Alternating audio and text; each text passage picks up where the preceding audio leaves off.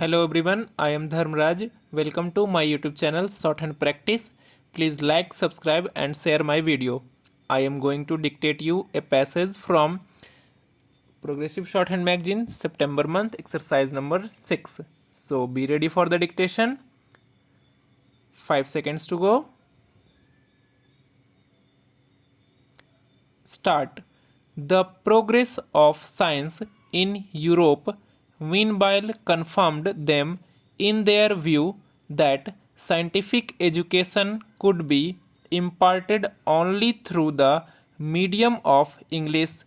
Consequently, partly for the sake of administrative convenience and partly to propagate their own language and culture, they stick to their own system of education which they introduced in this country.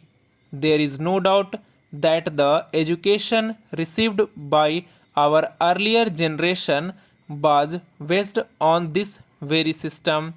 Those people knew little of Indian literature or culture and hardly felt drawn towards it, although a few Indian scholars who were inspired by English education did study Indian literature and wrote a good deal in praise of it.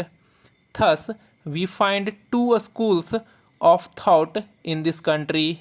The followers of one school believe that our own language alone can be the medium of education, and until that is done, education is bound to remain confined to a small section of society and will never spread among the masses.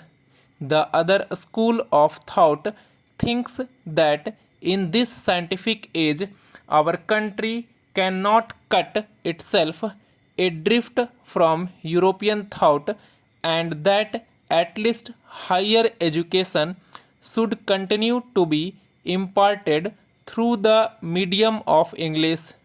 If that is not done, they argue, we shall fail to pull our weight and lag behind other nations in the race for material progress. These views, as a matter of fact, apply not only to the medium of instruction but actually to the whole system of education.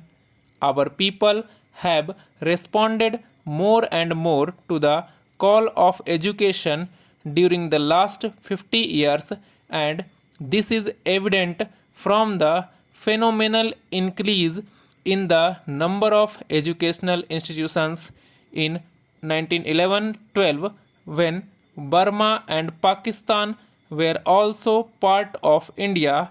There were 186 universities and colleges in India as compared with 537 in 1948-49.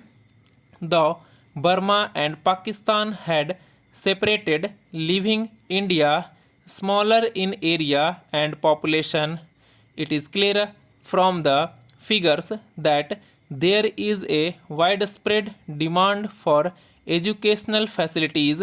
This demand is no longer confined to towns alone, but is evident from people of the rural areas also. One result of this spread of education has been that many educated people find themselves unemployed. Government jobs and service in private undertakings offer limited openings for the educated. Only a small fraction of successful scholars can be absorbed in them. A large majority of the educated are averse to taking up their parental occupations. As a result of their education, they have lost the capacity to take up those occupations, and they are not equipped to follow any other either.